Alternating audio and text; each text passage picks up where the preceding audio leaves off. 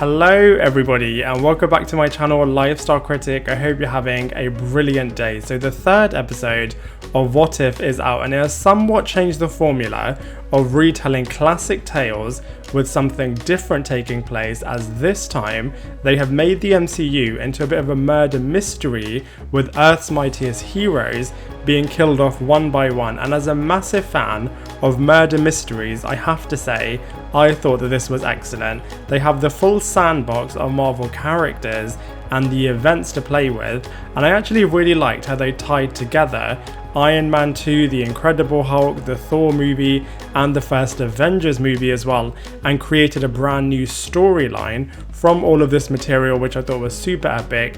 And this episode also wasn't afraid to laugh at itself as well, which I thought was really great. I mean, certain scenes did feel a little bit cartoony, but I actually think that that is absolutely fine, as it does lean into the fact that this is an animated production, and it also does have serious storytelling like it did in the first episode, as well as having some really comical moments like I did in this episode and like I did in the previous episode as well, which I think is absolutely wicked. So they weren't super clear about the point of divergence in this episode until right at the end. So if you missed it, what happened in this timeline is that Hope Van Dyne joined S.H.I.E.L.D.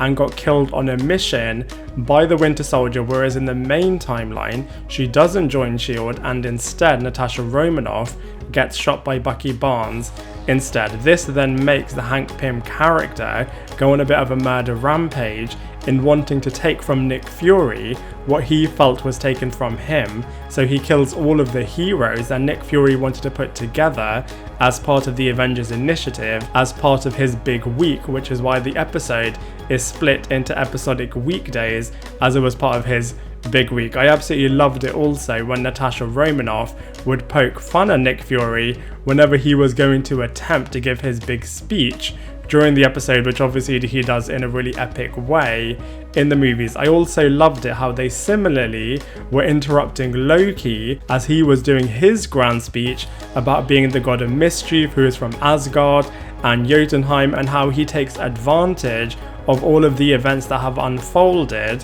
in this episode and tries to take over the Earth at the end, even though he only came here initially as part of a revenge plan over the death of Thor. I also thought it was really inventive how they killed off all of the different characters as well, such as sabotaging Stark's antidote, forcing Barton to release his arrow on Thor before killing Clint via an internal hemorrhage, and the sniper round on Bruce Banner actually being him entering his body using an enlargement disc to destroy his heart. I thought was so brutal and still so graphic for a Disney Plus animated production.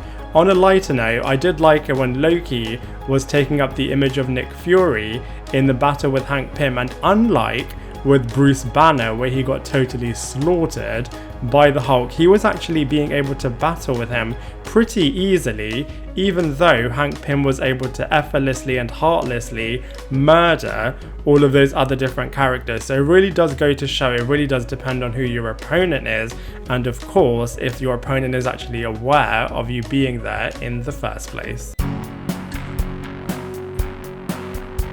So this episode was a real blend of having some actors coming back to reprise their roles, some having replacement voice actors who, to be fair, did do a very good job, and some who didn't even have a speaking part at all, for example Thor. I'm looking at you, Chris Hemsworth. So anyway, let's go through them one by one. So firstly, let's look at Samuel L. Jackson, who came back to voice the part of Nick Fury, and he did do a really good job and really did demonstrate that he is the glue that holds all of the Avengers together, as he was pretty much in every single scene in this episode. So it really was his episode, and he really did show how much of a protective father figure he is in ensuring that they're all alright, and his relationship with both Clint Barton and Natasha Romanoff and Agent Coulson was really excellent in this episode. Next up we have Natasha Romanoff, who was voiced this time by Lake Bell, who also voices Poison Ivy in the Harley Quinn TV series, and she really did capture the essence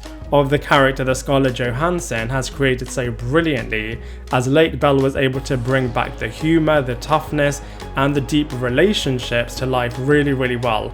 I also really liked how they mirrored the super epic fight scene that Chris Evans has in the elevator as Captain America with that of Black Widow in this episode at the back of the truck. Next up we have Jeremy Renner, who was really, really great as Clint Barton and Hawkeye. I mean, he didn't do that much in this storyline, but it was really sad to see him go, and in such dire circumstances as well, when he was falsely accused of being a murderer and not really ever knowing what really happened when his arrow was fired towards the Thor character. So his death was really, really tragic, as was all of them in this episode.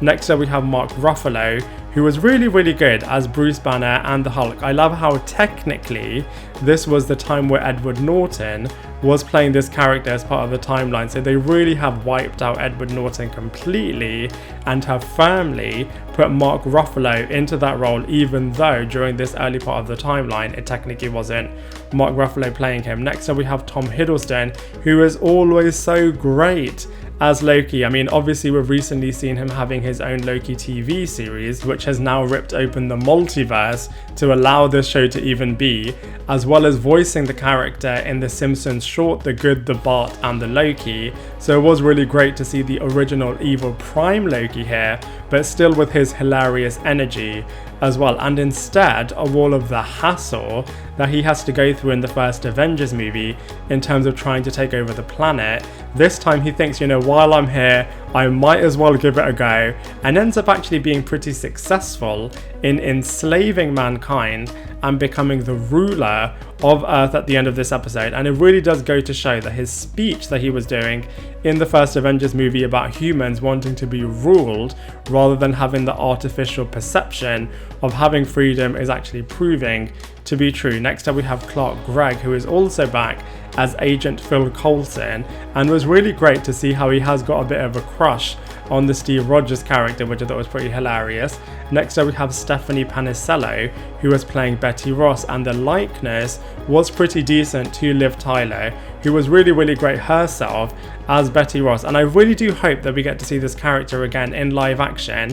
I mean, maybe she'll make a bit of a surprise cameo in the She-Hulk series as the Red She-Hulk or something like that, as she was a really, really great character, and I feel like Liv Tyler played her really, really well. Next up we have Mick Wingert, who was playing Tony Stark and Iron Man. Again, he didn't have that much to do here, but the donut scene and the conversation with Nick Fury was pretty cool and was actually pretty hilarious to compare it to last time and see how differently things are going to play out this time. I mean, it's always really, really great, isn't it, to see Tony Stark and Iron Man, as they are such legendary characters. So it was really cool to see them here, even though it was pretty brief.